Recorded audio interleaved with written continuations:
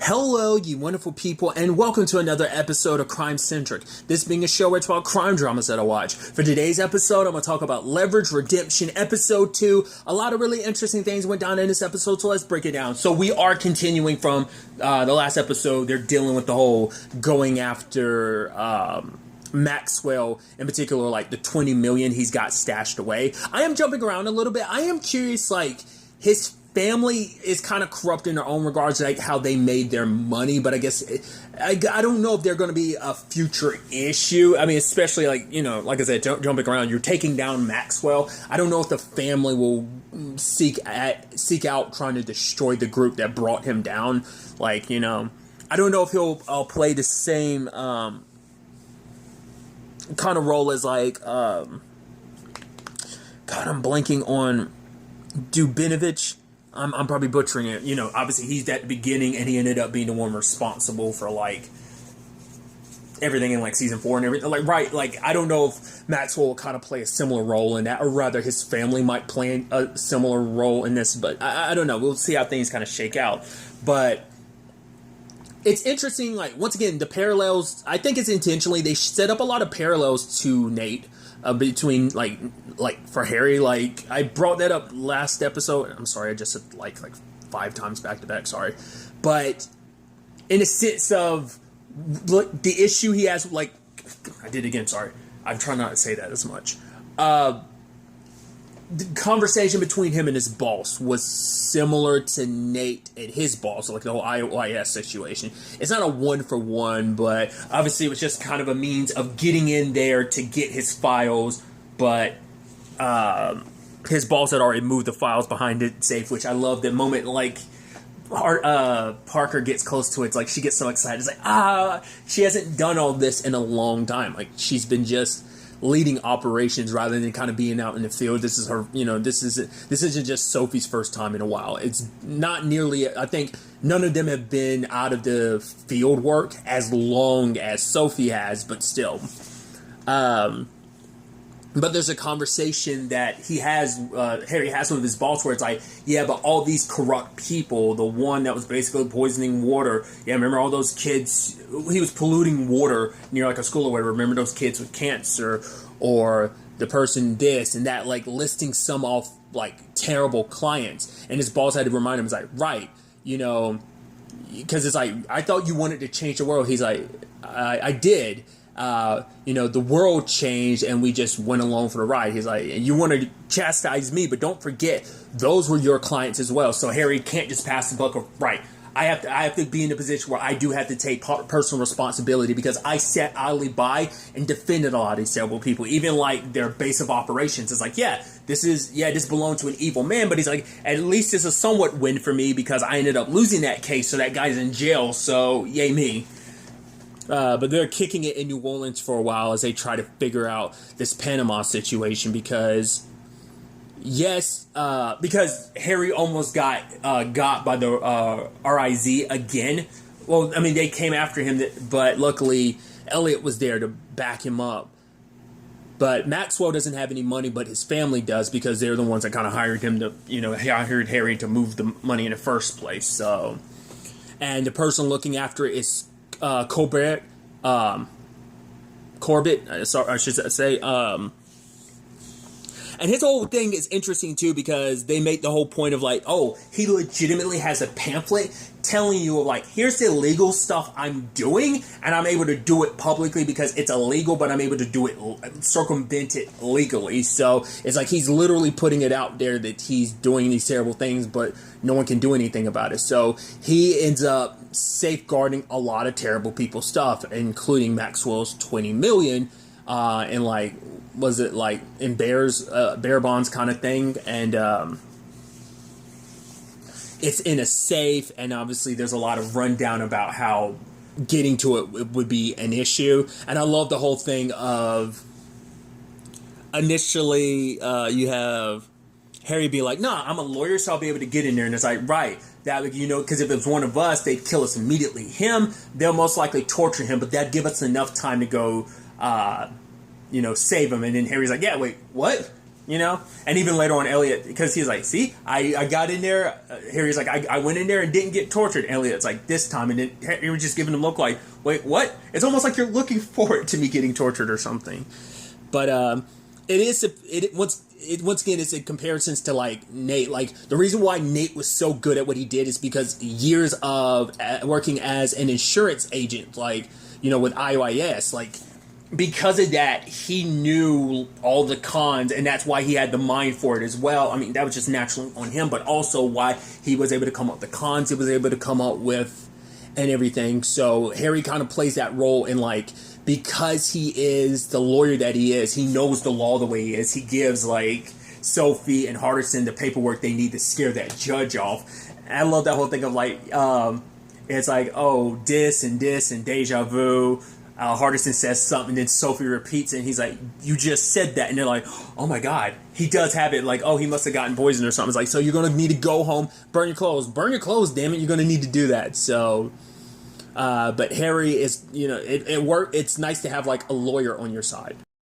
It's beneficial to have a lawyer on your side who knows the law. For him, it's like, I know who we're up against because I have my experience as a lawyer. So, like, once again, kind of like the comparison to Nate's insurance days. But to get through, like, to get Parker an opportunity to get to the vault, because she's also going to need time to get through the door because it's a mechanical one. They're going to need some distractions to actually get through it, because there's also, like, some sensors that will go off. So we need something kind of loud and kind of random and consistent to go off at the same time to cover the fact that they're going to be drilling in from above to get a camera through. And that way, well, for one, we get Brianna involved. We meet one of Hardison's foster sisters. And I thought it was kind of interesting where it's like, oh no, they've all met her. And it makes sense. I mean, they've been, like, who knows if that was, like, stuff that kind of, I'd assume that never came up in the original show. I'm assuming that's in, like, that 8-year period. I mean, this is your other family, so of course your family. Because Sophie's like, wait, is this? And it's like, yeah. So obviously Parker knows her because she's like, yeah, like, Parker taught me stuff, like, when I was 11, you know, like, taught me some crime stuff. And then Hardison's looking and she's like, what? I teach crime to every kid I meet. Crime is fun. Which, to be fair, like, you look back at the original series, there were multiple times, like, anytime kids were involved, you'd always see Parker hanging with the kid, teaching them, like, oh, like, how to, like, get through a lock really quickly or something like that. Like, picking a lock. Like, little stuff like that. So, it's very true to who Parker is in that regard. But it turns out, I love that whole bit between Hardison. Is like, does Nana know you're here? And she's like, yeah, of course she does. All right. So if I call right now, yeah, of course. Oh, I'm a dial line. Maybe you shouldn't bother her. She's probably sleeping right now. It's like, okay, no, she doesn't know I'm here. So she wants to kick it with them because she's like, I've heard so many stories about what you guys did, like all the stuff for you. And she's like, I grew up, like, listening to, like, you know, hearing those stories from Parker, because Parker's, like, been training her since she was 11, which is kind of interesting. And it's like, all the times you saved Elliot, and it's like, haha, wait, what? And, you know, Parker kind of drags Hardison away and doesn't. It's like, no, she's a normal person. She's not like us. She even has one of those. What are those papers that tell you your name and stuff? He's like, a birth certificate? Yeah, and she even has a real one with her own name on it. And it's like, that's so crazy to think about it. But it's like, well, to be fair, when you look at that crew, it's a crew of criminals, so they wouldn't have real births. They probably do, just like it's lost amongst the tons and tons of identities, especially when it comes to Sophie. But I'm sure, like, Parker might not have a birth certificate, considering she just goes by Parker. Like, that's something that never really got brought up in the first series. So who knows if that's something I'll ever cover in this one either. But that was just like, oh, that's interesting. So I guess almost implying like she doesn't have one. But Parker doesn't want to drag a normie into all of this, but Hardison's like, right, like, I'm kind of leaning towards no, but he knows that if he says no, like, she's not going to listen, and, like, Brianna's going to just stick around anyway. So, like, right, it'll give me time to call up my nana and find out, like, what's what. And then Parker just, like, does the Picard. He's like, oh, you did the Picard tuck. You're not mad at me. She's like, I am mad. He's like, but you did the tuck. You know I love that. I'm like, their relationship is just so cute. But I love, like, the plan is to use a DJ to kind of distract, which this isn't the first time they've used music as a distraction for a distraction for God, doing a heist or whatever. Because there was the one with the Giancarlo Esposito, which I forgot he was in the original show in one episode. But it's the one where Hardison had to play the violin and basically Nate hypnotized him. That's kind of in a similar vein in this. But they're basically they kind of blackmail a DJ into showing up because they're like, this DJ is very against the spider monkeys in Panama. It's like, no, he cares about him. Look at Coma Cat, Coma Rat. He's got that's why he wears a rat helmet. He's all about the animals. So it's right, put it on this show and you'll kind of get a lot better press about it, which I thought was an interesting development where it's Corbett, the kind of pseudo bad guy in this situation, is a big fan. He's because Brianna had to come up with a lie on the spot, and I love that. That was actually really dope of her being like, "Wait, you want to talk to my boss? Okay." And then she swirls a chair around and goes "Who are you and why are you bothering me?" I'm that was actually pretty dope. That felt like a Hardison move to a certain extent. But I love also Sophie gives her all right, this is what you need to do, and Brianna freezes legitimately for 5 seconds. Her mouth is just open. She's just and then she immediately goes into all right, this whole thing's actually a scam. I'm going to be making a lot of money off of it. He's honestly, I respect the hustle. And I'm a big fan of Coma Rat. So it's right. So if I find out you're lying, I'm going to shoot you in the face. So make sure you save me some tickets. I was that's rough. And obviously it's a thing where Parker and Hardison are she got by the skin of her teeth. But it's nah, she just, for one, I also love that Brianna had showed up talking mad shit, because the fact is she's yo, what Hardison does, it's script kitty or whatever. He's script kitty, did you just call what I do script? It's yeah, hacking's just so old school. She's I do social media, I do the more hands-on inventions and stuff like that, the more hands-on tools and stuff like that, which Hardison kind of does that as well, but she's kind of you're old school, I'm new school with this, the young blood of the group and everything.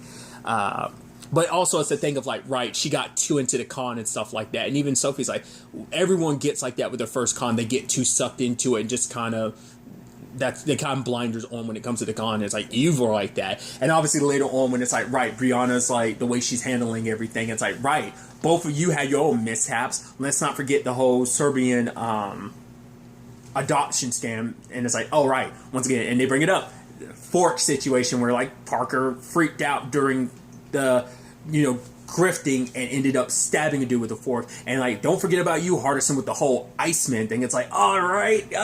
Once again, I'm so glad I rewatched the entire show, because all that's fresh in my mind. I'm oh yeah, the Iceman. He even does the accent afterwards. It's yeah, you loved it, right? And Parker's just kind of yeah, so.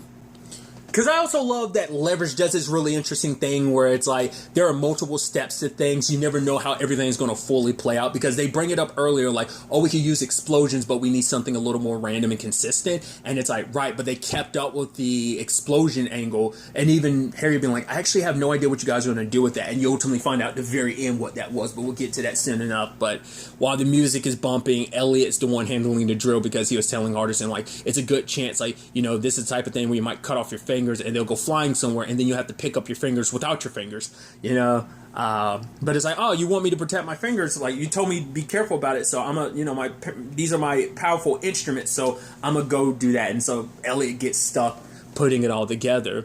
But I also love the whole thing about Harry finding out oh, these are plastic explosive, these gold bars, why some of them are light, and it's don't worry about it, these you have to they have to kind of connect, because one has a phone. He's but then a wrong phone number comes in and it'll blow up. He's don't worry, you'll only have a tenth of a second, and then you won't have to worry about it anymore. I was Jesus, that's dark.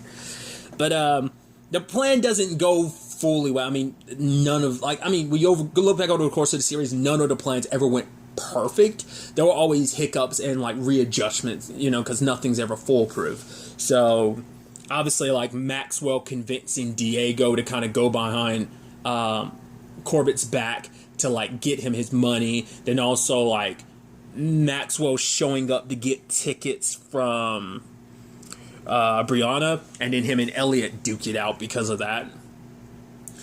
Obviously, you have Parker being happy being inside of a vent again, and later on, Elliot having to get inside of one. He was super annoyed by that because it was the only way, because the elevators were blocked at the time, so it was the fastest way to get to Parker and them and make sure everyone's okay. But it's that thing of like, right, we all kind of have to, they did it in the original show. Each one of them had to like deal with the others, like stuff. It's like, there were moments where Elliot and Parker still had to do like some pseudo hacking stuff, but like, they also had to work on like their grifting and kind of their mastermind angles as well.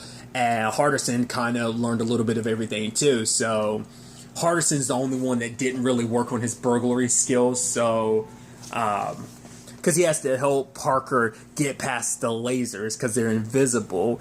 And I love it. Even that cute moment where it's like, oh, you remember the split, and she does it with like a smile. I'm like, I don't know whether that's supposed to be like an innuendo, like not necessarily like a reference to something sexual, or is it just something else? Like the smile and everything made me think like, oh, that's kind of like, that seemed kinky, but maybe maybe my perverted mind's just reading too much into it. But it also has that classic thing too of like, right, someone catches someone on the team off guard, but they smile because like, right, Elliot's behind you. It's like, yeah, that's always a good go-to. It's like, oh, you got a gun pointed at me? I'm not worried because I'm smiling. It's like, oh, that means you need to turn around because Elliot's most likely behind you, about to knock you out. But before Elliot could even do anything, Parker knocks him out, and Elliot's like, see, it's better than, tasing. But she's like, I love tasing, and she really loves tasing, But once again, that aspect of just everyone kind of getting a little bit into everyone else's job. But I also love at the end, it's just simply kind of just like running away and getting away, like kind of blending into the crowd because they're like, oh, like he's disguised as, one of them's got to be disguised as Comarat and take off the helmet and just a dude underneath. He's like, oh, once again, Corbett being like, oh, I'm a big fan. Which that led to an interesting conversation he had with Harry, where he's justifying what he does, because it's like, right, if a dictator or politician is in a position of losing what they cherish, they might kill thousands of people to get it. So me giving them a place where like they can spend their last days, like feeling like all powerful and knowing that everything they have is okay, like, he's trying to make it seem like I make a service that's for the betterment of the world. It's like, no, you don't. You're helping stash away stuff for terrible human beings, like, he even brings it up later on. It's like, yeah, like 3 of my clients who have stuff in that vault have armies of their own. 1 even has nukes. So, but, luckily they were able to get away with the bonds and then set it up so Maxwell ended up blowing up the gold bars with his phone call, which I'm like, that's where that comes into place. And even Sophie says, like, right, Corbett was a bad person too. We don't leave anyone bad. Like, oh, we don't just take down one bad guy to leave the none. It's like, no, we scorch earth this to a certain extent. And so now Corbett's like, yeah, like that vault alone like held a lot of like bad people stuff that I was holding. So they will come after us. So it's like, what are we going to do? Run for the rest of our lives. So so there's that. So I wasn't expecting that development on that front. So that was taken care of.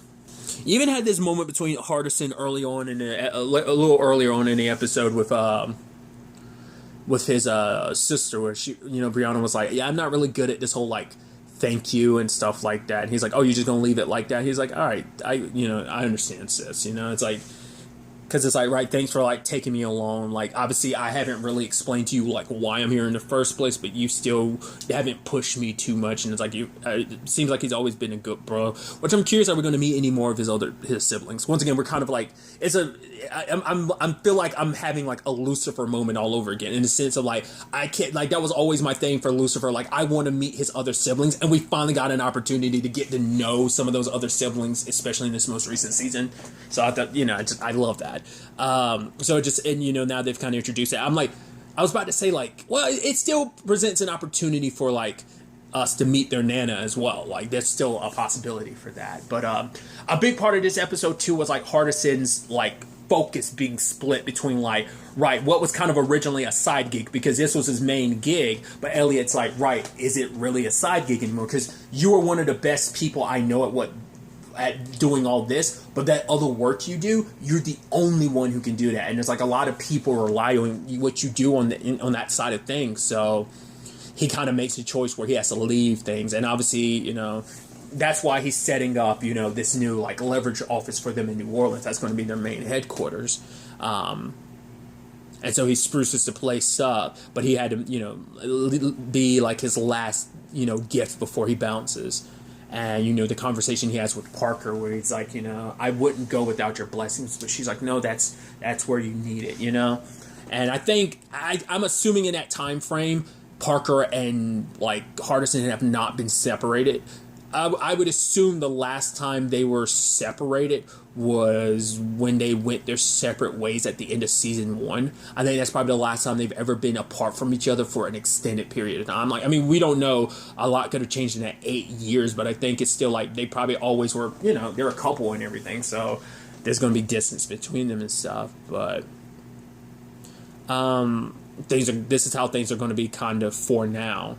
And she's like, yeah, go ahead and take Brianna with you because I'm not a parent or whatever. It's like, yeah, but you lead all those other teams. And she's like, yeah, because I'm pretty awesome, you know? So it's like, you got this, you know? Because, I mean, hell, like, Brianna idolizes you anyway. That's where the statement of like, yeah, because I'm pretty awesome comes from. So she's going to be filling that Hardison role going forward in this. So it's kind of sad to know like Hardison's not going to be around, but it's nice to, you know, kind of pave the way for the next generation, because I feel like that's mainly what the show is going to be, setting the stage for introductions to other people. I'm also curious, and that was also a thing I'm wondering, like, what other like recurring characters could we potentially see? Could we see a Tara, a Sterling, stuff like that, you know?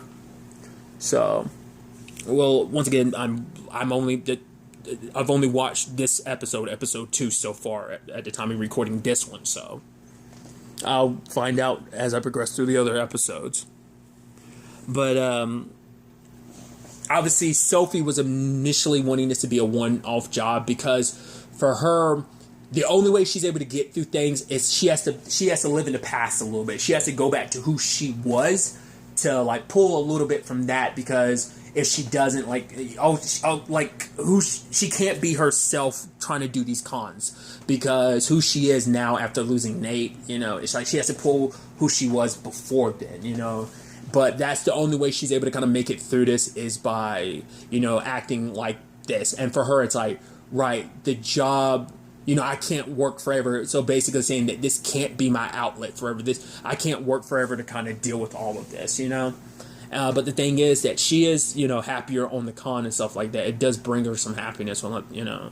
Very similar to Nate dealing with the whole Sam thing. Granted, we saw how that played out for him, and hopefully things aren't the same way for Sophie. It's different circumstances, like the way how Sam died versus what Nate went. It's different. But it's like we saw how that, like, you know, using the job as a way of kind of dealing with things, how it worked out for Nate in many regards, and it wasn't the best. So we'll see if that ends up being an issue as the season progresses. But you also have, you know, Harry saying like, no, like, let me be your inside man. Like, I'm the law. I know what the law is. I know how these new criminals are going to bend it to their will and need. Like, let me be your inside man. It's like, right. So he's like, yeah, I might need like, you know, a windbreaker, like, you know, fake DEA jacket, maybe a mustache. He's like, oh, maybe a beard, and then maybe I could start working on my accents and stuff. He's like, one thing at a time, our Mr. Wilson. So, got our, you know, team like down in one location. So obviously I think next episode we're probably going to like work out some kinks of the, you know, new members of the team. It's like, yeah, this is Brianna's second job being a part of, and it's, you know, Harry's only like third, but this is like they're more of both of their kind of more official joinings of the team. And so like probably working around like this team that's a well-oiled machine of Parker, Sophie, and Elliot. Granted, all three of them together hasn't worked as a team, but they still kind of fell back into like their old grooves and everything. But, you know, this new dynamic is going to be something they're going to it's going to be interesting to see them kind of work with. So I'm really interested to see where the next episode takes us with all of this. But really, that's all I want to talk about. Until the next time we meet, be happy, be safe, light to the force, and enjoy it. Good day, and goodbye.